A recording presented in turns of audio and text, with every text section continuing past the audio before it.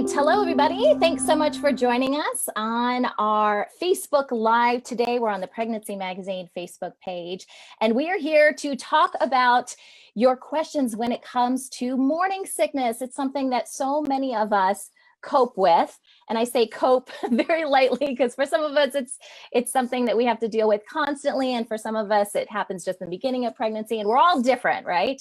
But we're going to talk today about some of the more practical side of how we deal with this, meaning what are the type of foods that are best for us to eat? What hurts us? And give you a little bit of guide to help you through all of this. So my name is Sunny Galt with Pregnancy Magazine, and I am joined today by Wendy Jo Peterson. Wendy, thanks so much for being with us today. She's a dietitian. And Wendy, tell us a little bit more about yourself. Hi, thanks so much for having me today, Sunny. So I am, like you said, a registered dietitian. Oddly enough, I am also a military spouse, and I'm stationed abroad. So I'm currently living in Germany, and I am the author of the Mediterranean Diet Cookbook for Dummies. As well. I love all the For Dummies books. I'm a huge fan of their books. Right. And then also Born to Eat. So we actually write for Pregnancy Magazine. And so you may see some of the articles that I've written on baby-led weaning. So I have the English version as well as the Spanish version of our Born to Eat book. So that's kind of my other side of the house. All right. And we have a downloadable for everyone that's watching today. We do have something that we've published on Pregnancy Magazine in the past. It's a great article, but it also provides, what I love about it is there's actually a shopping guide that you can kind of just take with you when you go to the store for certain things that you may want to put in your cart and consider. So we're going to post the link to that downloadable in the comment section below. And I'll mention it again at the end of the Facebook Live, just in case you guys want to check it out more. So Wendy, I wanted to start by, having you share a little bit about your experience, because you don't just write about this kind of stuff, but you've been pregnant before and you went through this even at a more extreme level. Right. So I actually had Hyperemesis Gravidarum. So it's quite different from morning sickness because it is the extreme side of the house, and I had to have medication. I had to be pushing fluids constantly, and I was sick for my entire pregnancy. So until the moment I actually pushed her out, that was it. I was so relieved because I was no longer sick. But the good news is that I was a dietitian. So I understood right away the importance of hydration, the importance of getting in foods that were going to help nourish me the most. And I'll tell you, just like everybody out there, I tried everything under the moon. And I really have compassion and heart for people who go through this, because when you go through even just the smallest amount and you have to get up and go to work, it's not easy. It is downright tough. I mean, I couldn't even roll from one side of the bed to the other side of the bed without throwing up everything. Yeah. I threw up in my bathtub. I threw up walking down the hall. I threw up gallons upon gallons. It was awful. And, it's something that we don't necessarily talk enough about to support other women, but man, have compassion, get a really good friend. If I didn't have the friends that I had during my pregnancy, I don't know what I would have done. I mean, they would call and check on me. My husband would always bring me food home because there was no way I could move to cook. Mm-hmm. And here I am. I'm a chef dietitian. I mean, that's what I love to do is cook. I write recipes, and I just couldn't even get up to move, let alone I could eat, fortunately, but not everybody can eat. So that's a big thing. So, I'm really excited that we're going to be talking about this, because there's a lot of things that people can do to benefit themselves and to maximize the windows that you have when you can eat or drink.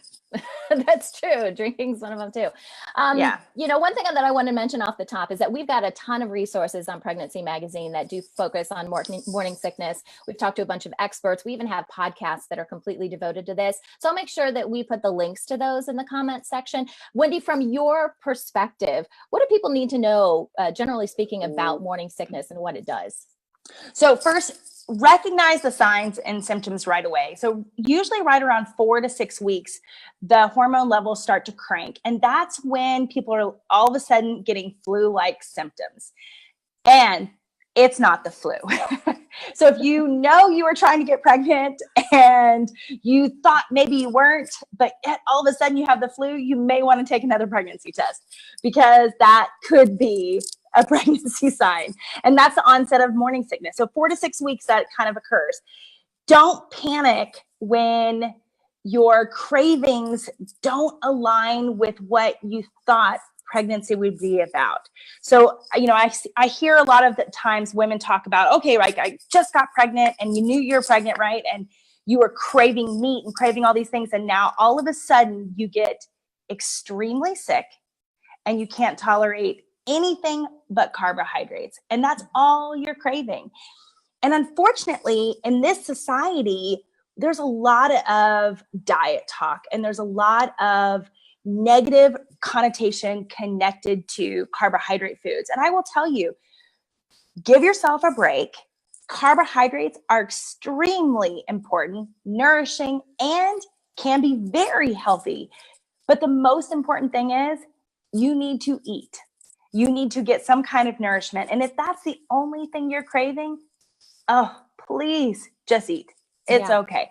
I think I ate or I drank Chick-fil-A lemonades, because lemons are really, really helpful when you are, that acid really helps cut the morning sickness.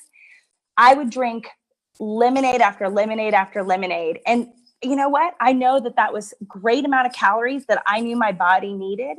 And it was hydration that I knew I also needed. So you have to kind of look at it and think, you know what? My body is telling me this is what I want. This is what I need. Just listen and try to get in something.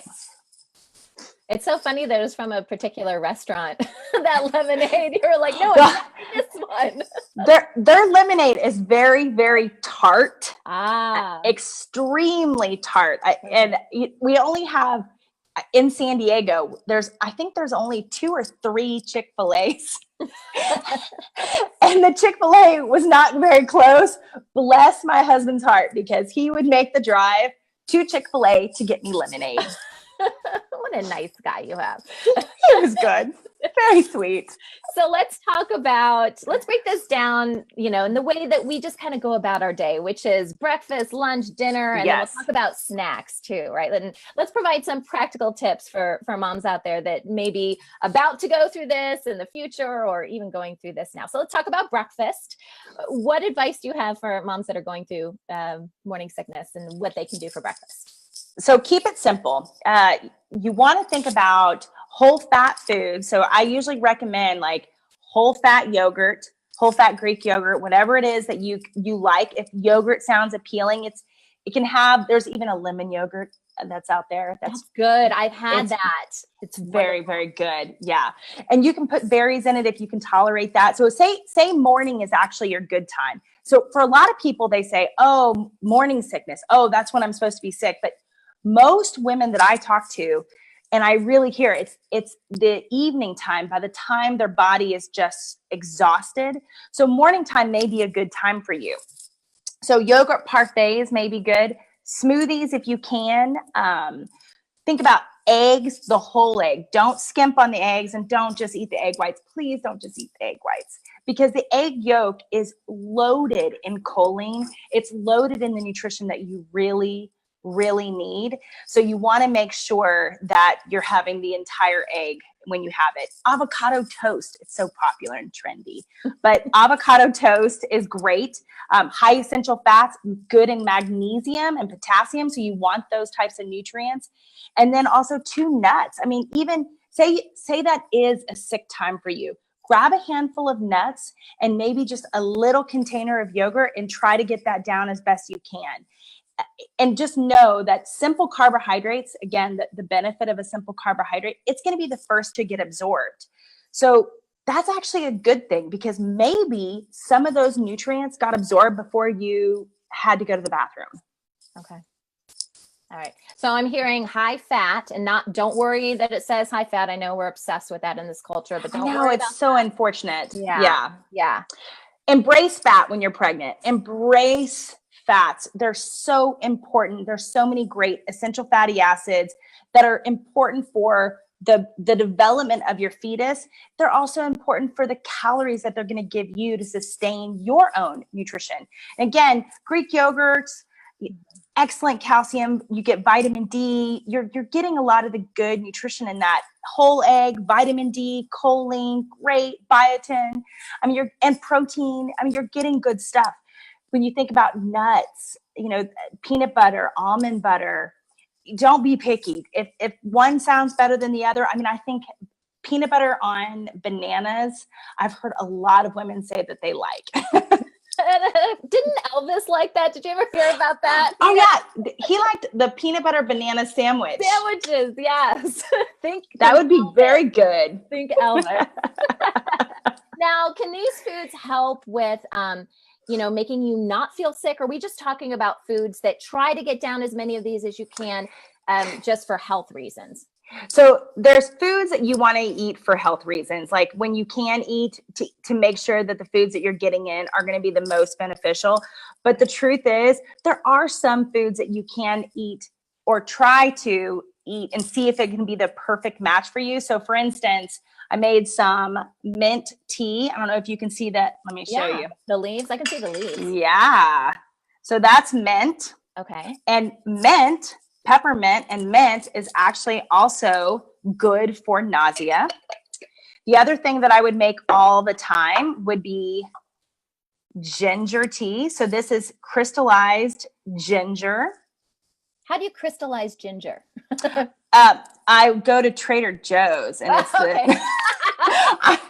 I can. Sure you weren't doing it on your own. No, you can do it on your own, but it's a process. You have to actually boil it many times, and then you dip it in boiling sugar water, and then yes, it's a process. But yes, just like candied citrus, you can do it too. But speaking of citrus, so lime, lemon, oranges, whatever, even just sucking or smelling citrus can actually help for those who suffer greatly from morning sickness. So just that small amount. Okay. Now, without naming names, there are companies out there that do like the suckers and stuff like that. Do you buy into like there's ginger suckers and lemon suckers?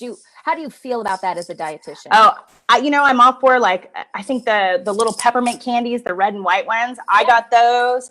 I tried the round ones with the hole in the center that we used to always get as Christmas things. Yes. I got that brand. I actually ate a ton of those. Anytime I would start to feel like I was actually going to get sick, I would start popping those in my mouth. I actually had greater success in the store-bought candies than I actually did in the fancy pregnancy brands that you could find at, this particular stores. Okay. But, go with whatever. If somebody brings you a goodie box and it works, great. I don't necessarily think you have to spend a lot of extra money on things that are specifically for that. There are some things like supplements that are out there that are actually in liquid form for people who are suffering from nausea. Swallowing a pill can actually be really challenging. Mm-hmm. So maybe getting a liquid type supplement that you can actually take when you are pregnant is going to be beneficial. Okay. So that's a huge thing to do too. Okay, so we talked about breakfast. We're moving on to lunch, and I'm getting hungry, Wendy, as we're talking about all this too. I'm like, isn't it lunchtime yet? I'm starving. I know it's past dinner time here, so I'm good. That's right. You're in Germany. Yeah, exactly. I'm in California.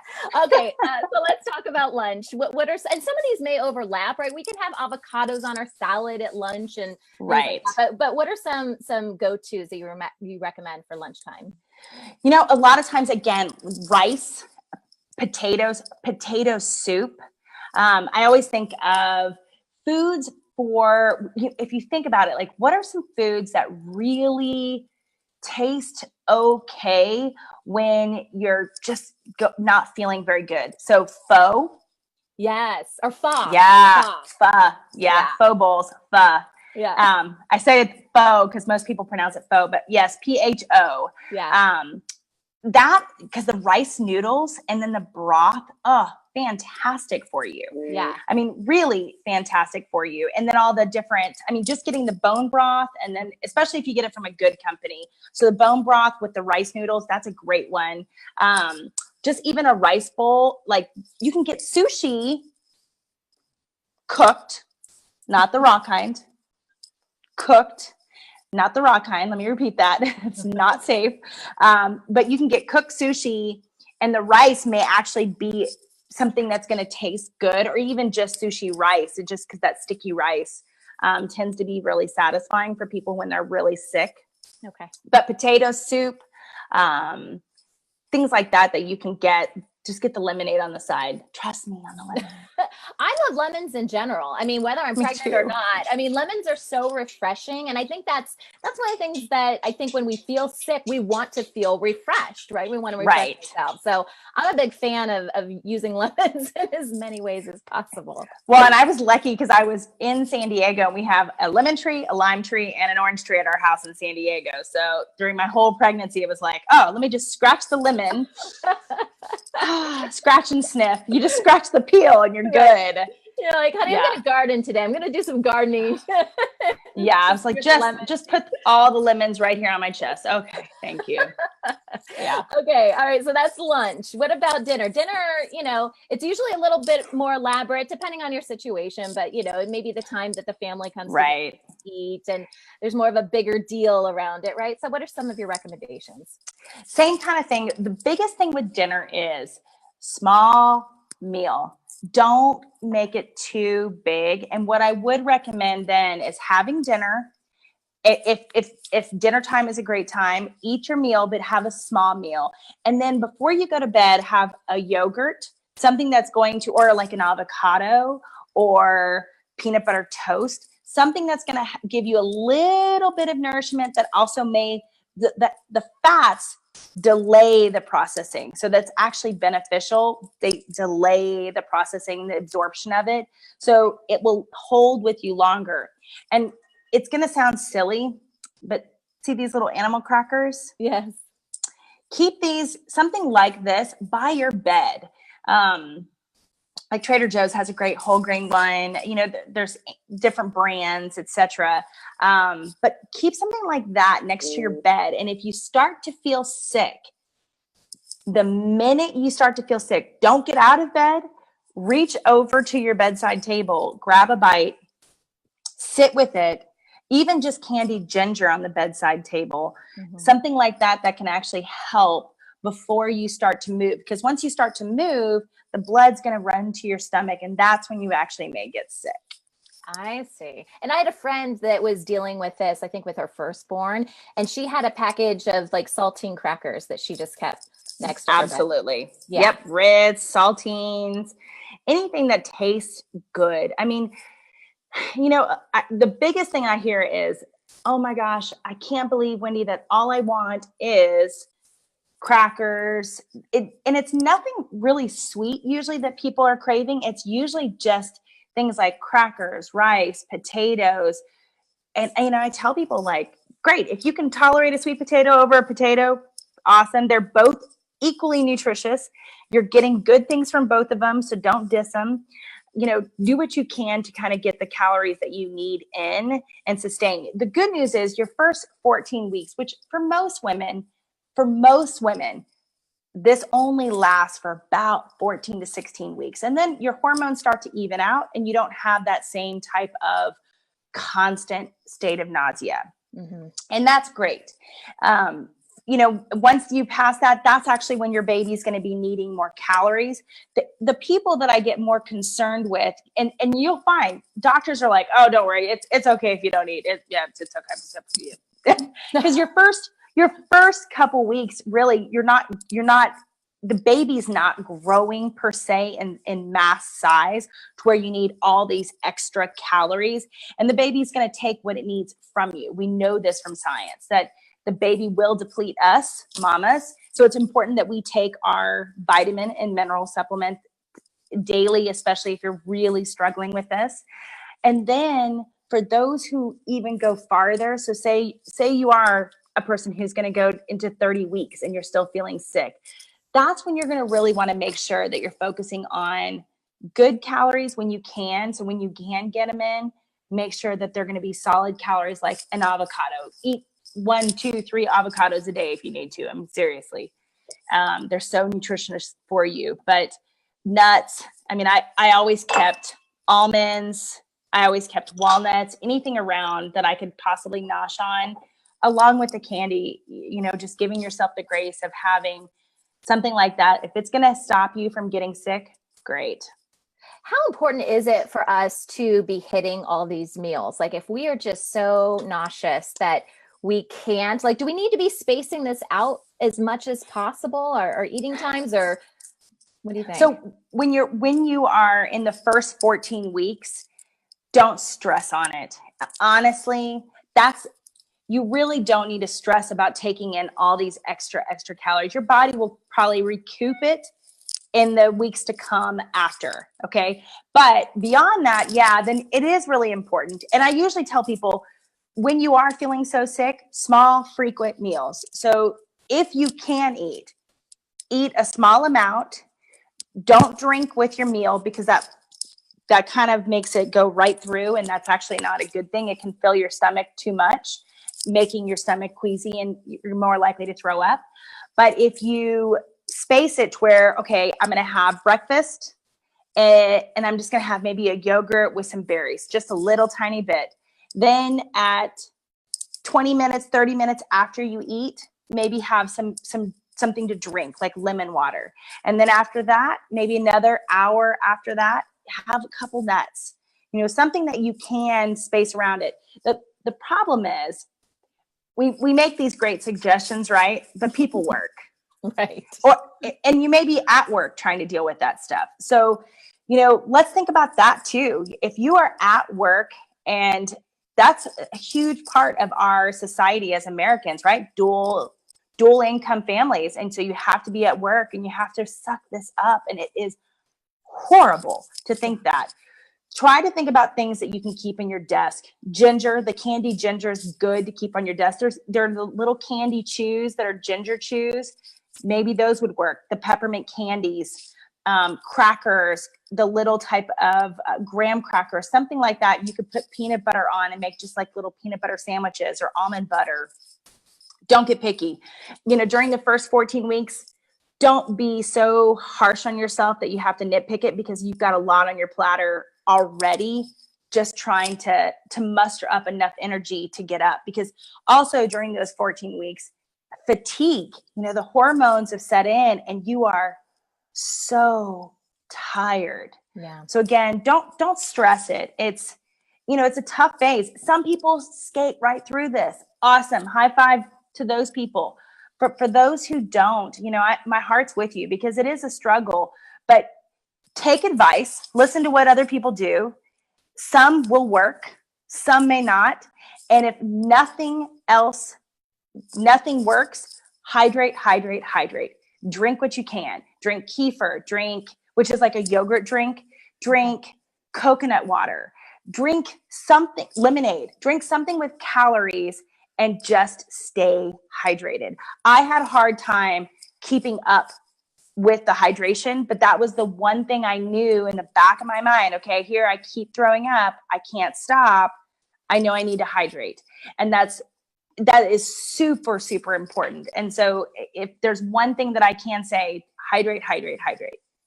And hydrate with calories, right? That's something that you said. That's like, yeah. Because when I think hydrate, I just think water, right? But you're saying add something to it. Yeah. If you can tolerate something in it, absolutely go for something. And, you know, I hold up the mint tea. Well, that's great. Add honey to it, because it needs some calories in it. There's no calories in it as it is. Okay. But do you ever remember, like, when we were kids and you were sick and your mom would bring you chicken noodle soup or chicken broth? Yum, and be like, drink the chicken broth. Yes. I think it was like Campbell's. No, I love Campbell's. Not hating, but I remember thinking, I don't want to do that. Right. But chicken, like a good bone broth, honestly, if you can drink a good chicken broth or beef stock, something like even if you force your, significant other or your best friend to go out to the most expensive restaurant to get you good bone broth, get it. Because there's a lot of nutrition in that. And then it's also going to be very soothing on your stomach. Yeah. As far as drinks are concerned, real quickly, let's review the ones we probably should avoid that aren't giving you the energy, the calories, and then also, things that you shouldn't get. Yes, they take all that away. So what are the ones we should definitely avoid? Definitely alcohol. Alcohol should not be anywhere, and a lot of people think, oh, it's no big deal. But you know what? It is a big deal. And especially in the early stages of pregnancy, and you don't know how that's going to exacerbate your morning sickness. Coffee, anything that's that type of drink. I know a lot of people say, oh, I want coffee. And then they get morning sickness and they're like, I can't touch it. There's probably a good reason behind that. Yeah. So coffee is something you want to avoid. It's definitely not going to be very beneficial for you. And I'm not a huge fan of a lot of artificial drinks. So I would recommend, getting rid of things that have food dyes, food colorings that are not necessary. That's why I mentioned coconut water. It's coconut water, plain coconut water in its natural form is great. There's no need to have Gatorade unless something like Gatorade, a sport replacement drink, just really appeals to you. I would say stick with more of like a coconut water to get that extra electrolyte boost in, or even the chicken broth in over something like that. And that's just me personally, based off of some of my expertise as a dietitian. I avoid artificial sweeteners and things like that in the early stages of pregnancy as well. They're not giving you any of the calories that you need anyways, because there's no calories in them. So avoid those non-nutritive sweeteners if you can too. Okay. And what about coffee? Coffee, no. No coffee. Yep. That's what I would have. Yeah. No coffee. But again, like I said, most people during the early stages of pregnancy, they're like, oh, I want a cup of coffee. And then they get morning sickness and they're like, I don't want coffee. Yeah. It has such a strong smell to it most of the time. They get an aversion to it basically at some point and can't deal with it. I think your body is protecting you in some capacity with some of those things. Yeah, absolutely. All right. I know we talked about a bunch of food. Snacks. Is there anything we need to cover? I know a lot of this stuff can be divided up into snacks, but did you have any go-to snacks or anything that really helped you? My favorite go-to snacks. I mean, probably peanut butter crackers were probably my favorite go-to snacks, just because it gave me the energy that I needed. But I mean, there's over 100 foods, I think, that are introduced to the market daily. So this is ever changing. Right. I'm not a huge processed snack type of person. I don't eat a lot of chips and things like that, but that might be some of the times when you're going to be gravitating towards those kind of foods. Maybe something like that does taste good. One of my really good friends, I don't think she ever ate chips, but when she was pregnant, that's all she wanted was salty chips. And it made her stomach feel so much better. So be it. Yeah. So she didn't have high blood pressure. There was no added concerns. But yeah, sometimes there's going to be foods that you wouldn't think that you would love. I remember my favorite thing at this time were biscuits. What kind of biscuits? I'm a Southern girl. Biscuits and gravy? No gravy, but like breakfast biscuits. And if I could put an egg on it, great. If I could eat it, great. But I mean, I would eat, knowing as many calories as I could get from that. That was something that tasted super good. That and like a potato soup were like my favorite foods when I was super, super, super sick. Yeah. Go with whatever works. I mean, right. It truly, we nitpick this stage so much, but I think there's you've got to give yourself some grace and know the fact that we need to eat and nourish. But if you're having a hard time doing one part of that equation, just focus on the eating. Yes, absolutely. Got to feed you, got to feed the baby. That's the most important thing, right? Yes.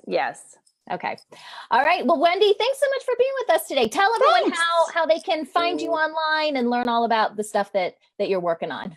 Yeah. So if you want to find out more about the baby-led weaning, so when you have your baby, you can check us out at borntoeatbook.com. And that's the same Instagram and Twitter and Facebook handle.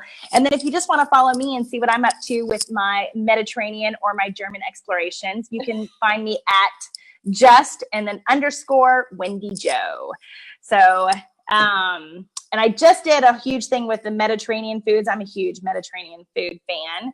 But also, I do want to do a quick shout out too for those of you who are expecting to get pregnant or trying. This is also a great cookbook. I am actually a fertility patient as well. And Liz Shaw is one of my really good friends, and she came out with this book called Fertility Foods. And so this was a saving grace too, because my husband could follow some of these very simple recipes in preparing foods for those of you who can't, which I love. If you can find a simple cookbook, or if you can find a good, takeout, find that too. Good advice. I love it. All right, Wendy, thanks so much. And thank you so much, Sunny. Watched our Facebook Live today. We appreciate that. Share it with somebody that could help, help them throughout their pregnancy. Don't forget to check out pregnancy-magazine.com. Ton of great articles over there. We'll post some of the ones that relate to morning sickness, like I said, in the comment section below. And we have great podcasts that focus on this content as well. So check out all that great stuff. If you haven't yet, download the handout where you can get that shopping guide that I was telling you about. Great handout. Yes, super easy to go to the store, check things off your list, and you'll be all set. All right, thanks so much, everyone. Thanks, Wendy. Thanks, Sunny. Bye. Bye.